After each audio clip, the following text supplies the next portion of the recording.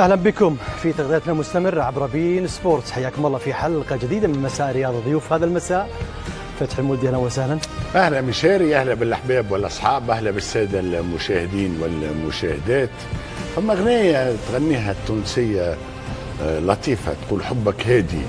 نتمناه أنه حبنا للفرق العربية يكون هادئ، لا نجاملها ولا نعاديها، ولكن نقول عنها كل الحقيقة.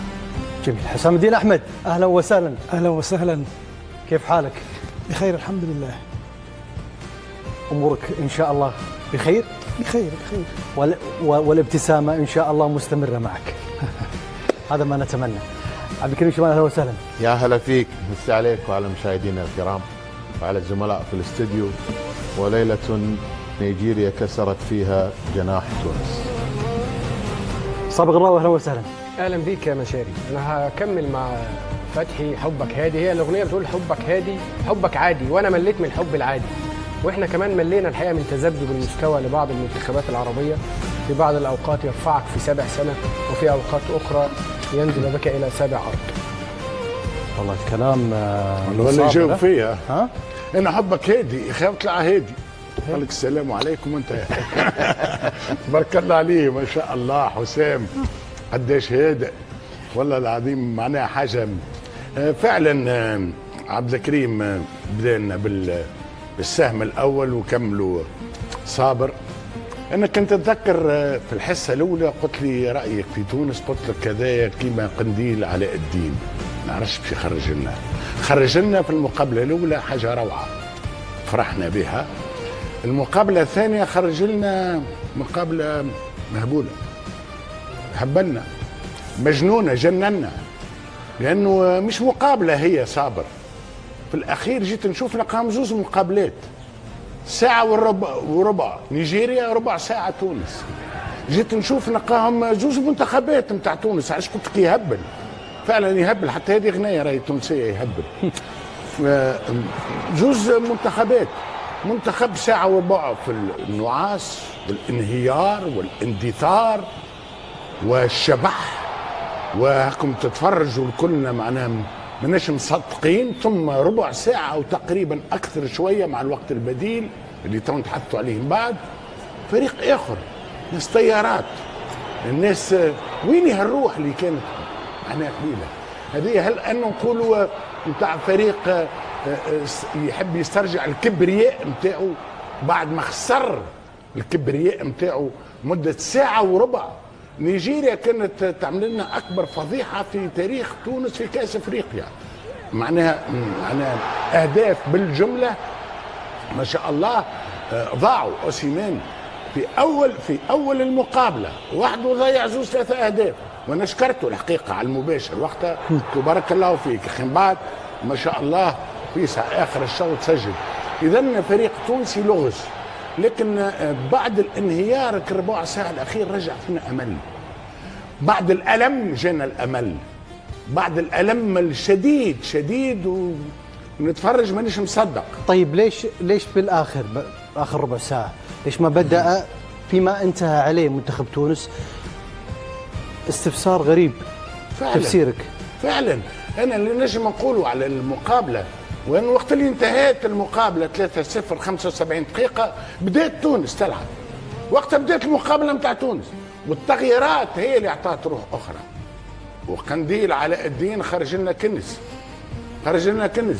عبد الكريم، صابر، حسام، مشاري ما نعرفوش، اسمه سيباستيان تونكتي، موجود يجي كل مره يلعب 10 دقائق ربع ساعه، ما خذاش حق. اليوم هبط، غير وجه الفريق هو. وللأمانة احترمت تونس نيجيريا أكثر من اللازم؟ خافت أكثر من الاحترام، خوف. وهذا اللي لدرجة الوصف خوف؟ أي خوف. وهذا اللي قلقنا برشا، لأنك أنت تونس مترشح نهائيات كأس العالم، أنت تونس عندك اسمك، عندك تاريخك، بس تواجه نيجيريا، بس إنك توصفها بالخوف بالطبع. فما أو احترام زائد. احترام زائد، وعندما يفوت احترام زائد معناته خوف، ينقلب الى الضد. وقت اللي الاحترام الزائد يولي خوف. تحس فيهم في الاخر مع الهدف الثالث اضحوك راهو، الهدف الثالث معناها 3 و4 والحارس كلهم في والسيد لقمان خلوه لقمه سايغه. يا اخي لقمان كلانا الكل، لقمان عملش حب اليوم ورجل مقابله عن جداره. اذا الامل اللي يجي بعد الالم، الامل اللي يجي من حنبع المجبري حقيقه للامانه، مش ما ننساوش، ما نحطوش الناس الكل في نفس. حنبع المجبري كان من الناس اللي رجعوا. ثم اللقطه الاخيره امان دخته تحت، والله للامانه راني سقطت. سلامتك. لا نتاع ساسي دقيقة 90 زايد 6 الكرة ريناها في الشباك اللي براس، وان شاء الله تو سيد المخرج يوريها لنا. معناها دقيقة كانت تكون رومنتادا عالمية 3 مع نيجيريا وما أدراك. انا اتفق معك جزء كبير من الفكرة صحيح، لكن انا اؤيد اللي تفضل فيه مشاهد. نعم عبد الكريم برجع لصابر. صابر فيما يخص ما ذكر فتحي اليوم، فتحي على غير العادة يعني انتقادات ويذكر بالاسم والأسباب ومن غيره هذه الفرصة اللي طلبها فتحي، لكن اليوم يتكلم بشكل عام ولا يضع الأسماء والمسميات. هم لا خلاف على أننا أصبنا بالإحباط بنسبة كبيرة جدا. احنا كنا بنتابع الشوط الأول والشوط الثاني حتى وصولا للدقيقة 75 أو 74 اللي ذكرها فتحي. ما قبل ذلك كان الإحباط هو الأكثر سيطرة علينا جميعا، لأن احنا الكلمة اللي قالها فتحي هي الكلمة متهيألي الوصف الأدق. أين كبرياء المنتخب التونسي؟ أنت في النهاية أنت منتخب تونس مهما كانت نيجيريا، أنت منتخب تونس بتلاعب البرازيل وبتأدي قدامها بالروح، مفيش خوف ومفيش احترام الزائد. حتى لو وصفناها بالاحترام الزائد، ما هو الخوف كان فيه خوف. خلينا نبقى منطقيين عشان نسمي الامور بمسمياتها. والخوف ايه سببه انا مش عارف. انت منتخب تونس وانت اسماء كبيره جدا في كل المراكز، عندك الاسماء الكبيره جدا. منتخب نيجيريا جيد وعنده اسماء جيده، ولكن في النهايه نيجيريا وانت تونس راس براس زي ما بيتقال كده، راس براس. مفيش داعي لكل هذا الخوف، وبدليل ان انت لما يعني نيجيريا جرحت كبرياء المنتخب التونسي، وهي بالفعل جرحت كبرياء المنتخب التونسي، انتفض اللاعبون وشاهدنا هذه المشاهد الرائعه في اخر ربع ساعه. ولكن المباراه 90 دقيقه، المباراه مش ربع ساعه يا فتحي. كانوا جيدين ربع ساعه بس، اين بقيه المباراه؟ كانوا سيئين لدرجه بتكلموا الشباب عن الهدف نعم. عن الهدف الثالث. لا سامي الطرابلسي ما ذكر، وانا معاك فيما ذكرت، انا يملك اسماء وكل شيء، لكن فتحي لم يذكر سامي الطرابلسي، وهذه المسميات قد يعني البعض ينتظرها وهو يستحق الاشاده المواجهه السابقه. ورايك في هذه المواجهه؟ يعني انا سامي الطرابلسي يلام شأنه شأن بقية اللاعبين، ولكن اللوم الأكبر مش على سامي الطرابلسي لسبب. أنا بشوف في كرات مشتركة مشاري دي ما ينفعش أتكلم فيها مع مدرب مان تو مان، بلاقي فيه استسهال أو بلاقي فيه حتى اللاعبين. يا راجل الأوفرات بتتلعب ارتفاع 200 متر. سامي الطرابلسي مش هيقول كده. تحركات في الملعب، الأخطاء الساذجة مش سامي الطرابلسي اللي بيتكلم هذا مو خوف. سامي الطرابلسي تدخلاته في الشوط الثاني يعني أعطت بعض بريق الأمل للمنتخب التونسي، تدخلاته تحسب له، ولكن في النهاية عدم تدخله طوال الشوط الأول والفريق متراجع بالشكل ده يحسب عليه كمان.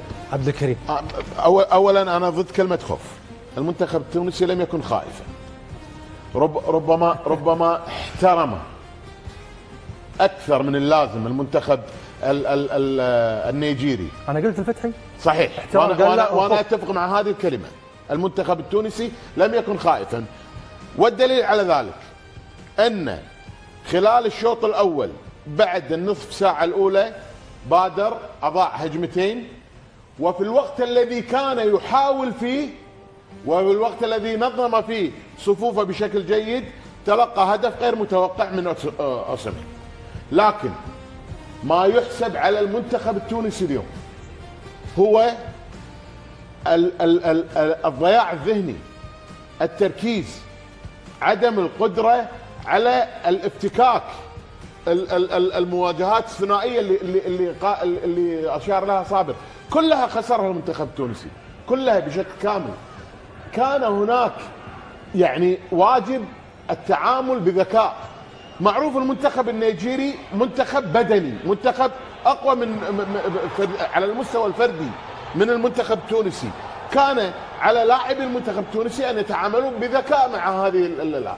بالاضافه الى ذلك وهذا امر يجب ان لا يمر علينا مرور الكرام يا فتحي، وهو تاثير حكم المباراه على النتيجه بالمحصله النهائيه. تاثير حكم المباراه؟ نعم، حكم المباراه. اولا حكم المباراه بنرد للحالات التحكيم. لا لا لا لا لان قصه طويله بنتكلم عنها وناخذ. لا بس بشير الى شيء واحد. اوكي. قبل حالات تحكيميه، حكم المباراه هذا الاتحاد التونسي كان قد طلب ان لا تسند لها مباراه يعني امام. نعم. انت تذكر ان الاتحاد التونسي فتحي ما يذكر؟ صحيح والسنه دي في 2025 وفي هذا السنه.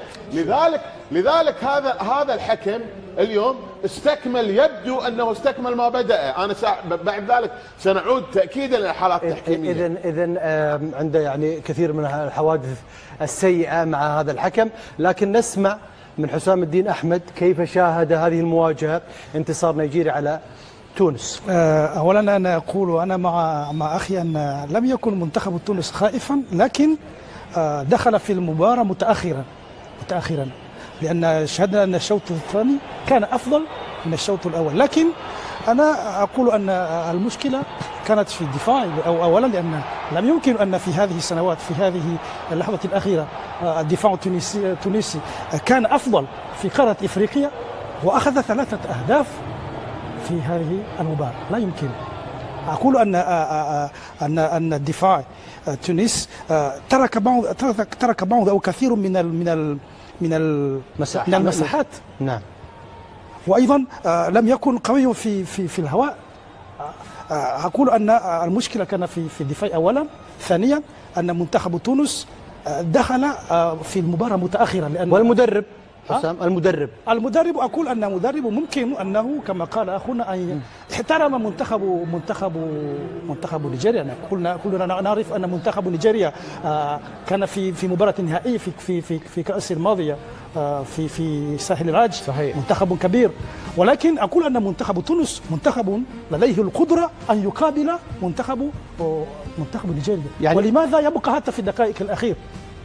لأن لما وصل في الدقائق الأخير شاهدنا أن منتخب تونس كاد أن يسجل هدف تعادل. نقطة جدا مهمة أن ذكرتها، أن ما انتهى من أداء ممتاز لمنتخب تونس كان يجب أن يبدأ فيه في أول المباراة. نعم، أقول أن في أول المباراة كان جيدا، ولكن اليوم ممكن أنه يحترم منتخب بقدر زيادة. يعني كيف احترمه بقدر أكبر ولكن من اللازم. لأن منتخب تونس قادر أن يقابل منتخب نيجيريا، ولكن يبقى حتى في الدقائق ممكن ربع في المواجهات في دقائق في الشوط الثاني. نعم. هذا خلاص، لأن منتخب نيجيريا كان لديه 3 أهداف. شاهدناك تشجع المنتخب التونسي وتؤازر جميع المنتخبات العربية، ونحن نتابع المواجهات في هذه البطولة المميزة تنظيميا. دائما ما تكون مع كل منتخب عربي في هذه البطولة يا حسام. لابد أن نقول هكذا. أنا أتمنى أن يكون الفوز للمنتخب العربي. المنتخب العربي. نعم. شجعت مصر والتونس والجزائر والمغرب والسودان وجزر القمر، وإن شاء الله بهذه الابتسامة أن يتأهل منتخب بلادك، وكل التوفيق إن شاء الله. إن شاء الله.